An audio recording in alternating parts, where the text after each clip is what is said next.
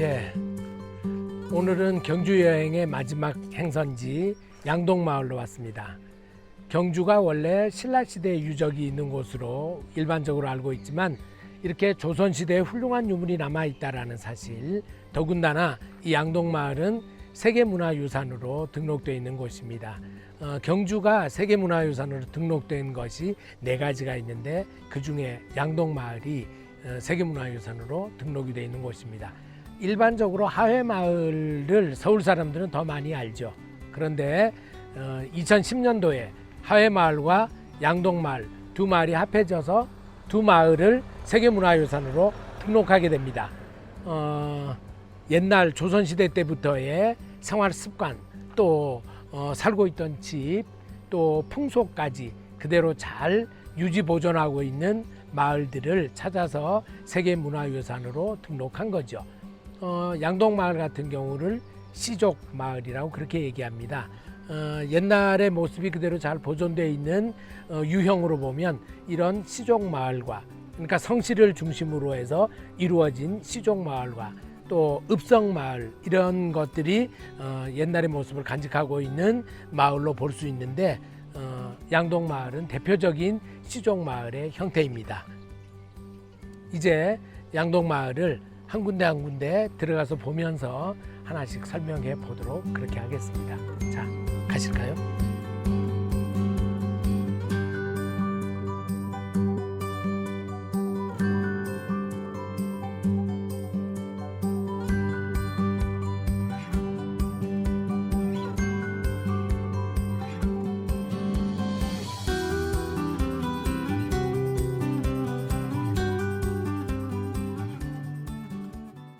예, 보물 411호 무첨당에 왔습니다.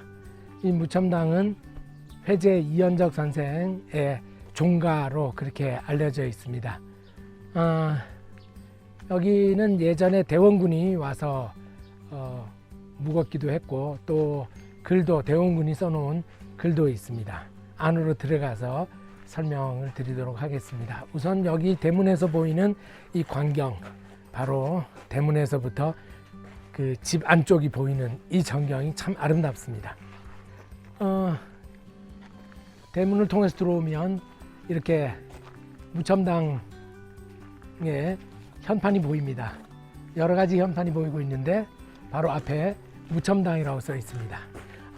무첨당의 뜻은 조상을 우러러, 또 부모들에게 부끄러움이 없는 삶을 살겠다, 이런 뜻으로 무첨당이라고 이름을 지었습니다.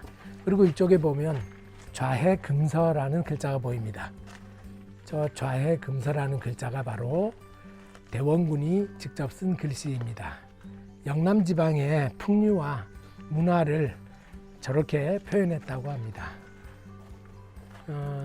이런 대청마루 뒤쪽으로 보이는 그 자연적인 모습과 대청마루에서 앞을 내다보는 이런 전경이 옛날 사람들이 이곳에서 어떻게 생활했을까를 잘 보여주고 있는 한 단면이라고 볼 수 있습니다. 이쪽에 보면 누마루를 만들었는데 이것도 상당히 특이한 형태의 누마루를 만들었죠. 이런 양식 자체가 전형적인 그런 모습은 아니고 이 집의 특징이라고 볼 수 있습니다. 일일이 다 깎아서 이렇게 누마루를 만들었는데 이곳에서 아마 밖을 내다보는, 그리고 차 한잔 마시는 경관이 상당히 뛰어났으리라는 생각을 합니다. 이 집이 종갓집이다 보니까 종갓집에 있는 사당이 있습니다. 회제 이현적 선생을 비롯해서 그 여주 이시들의 조상에 해당되는 분들의 아마 위패가 모셔져 있는, 그래서 여기서 제사를 지내는 그런 사당으로 알고 있습니다. 종갓집에 붙어 있는 사당의 가장 일반적인 형태고요. 이 마을에 이런 사당이 붙어 있는 종가가 두세 군데 있습니다. 이것도 물론 모두 이 양동마을의 대표적인 특징이라고 그렇게 말할 수 있습니다.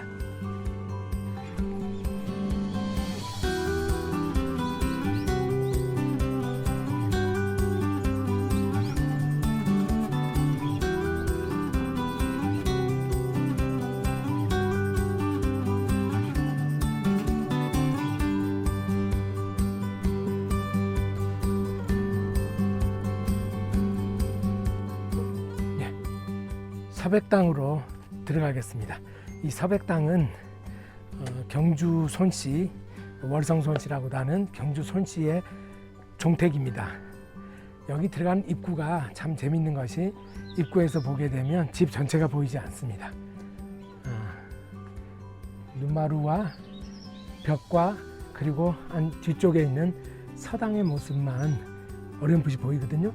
문을 들어가고 난 뒤에 그 안쪽에서 이제 이동하는 데 따라서 집의 모습이 나타나게 됩니다. 저 앞쪽에 벽으로 둘러싸이는 그 안쪽은 내당이 되기 때문에 바깥에서 내당을 쉽게 들여다볼 수 없도록 이렇게 동선을 만들어 놓은 것입니다. 회제 이현적 선생이 여기에서 태어나게 되죠. 탄생했습니다. 손씨 집안인데 여기서 태어났죠.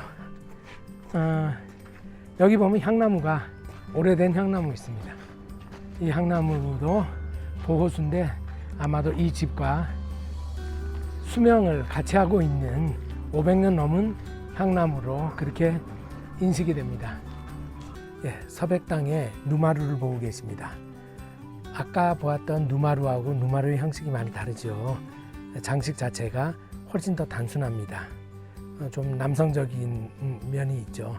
이렇게 누마루마다 각기 다른 형식으로 누마루를 지어서 주인의 어떤 개성 같은 것들을 나타내기도 했습니다. 이 누마루에 앉아서 밖을 내다보면서 차 한 잔을 마시는 그런 여유. 예, 그렇지만 누마루에 크게 기댈 수는 없습니다. 아마도 좀 긴장하면서 앉아 있어야 되지 않나 싶습니다. 그렇게 튼튼하게 생기지 않았거든요. 저쪽에 보이는 현판은 송첨이라는 현판인데 소나무 첨화라는 뜻을 가진 현판입니다. 굉장히 아름다운 모습이죠, 누마루가.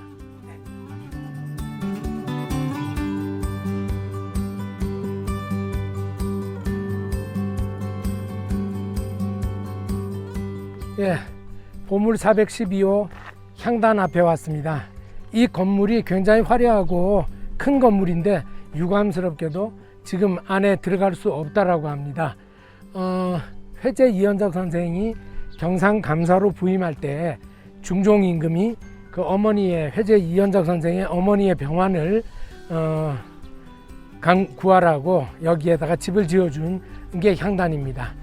굉장히 들여다보고 싶은 건물인데 볼 수 없어서 몹시 안타깝습니다. 건물이 굉장히 크고 또 아름답기로 유명하다고 그럽니다.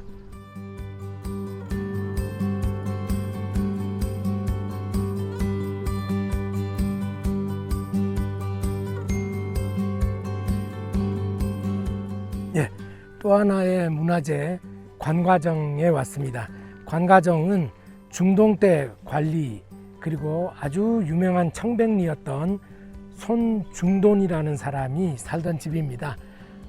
여기서 중종 때 이 사람이 여기서 살았는데 푯마루에 앉아서 이 들판을 보게 되면 누런 곡식들이 잘 보인다라고 해서 이름이 관과정으로 붙여졌습니다.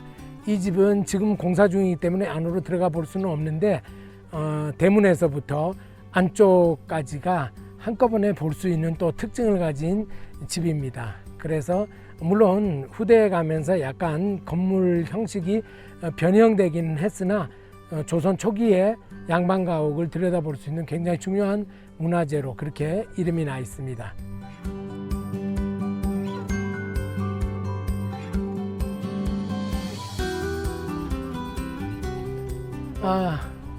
양동마을을 끝으로 이제 경주 여행을 모두 마치려고 합니다.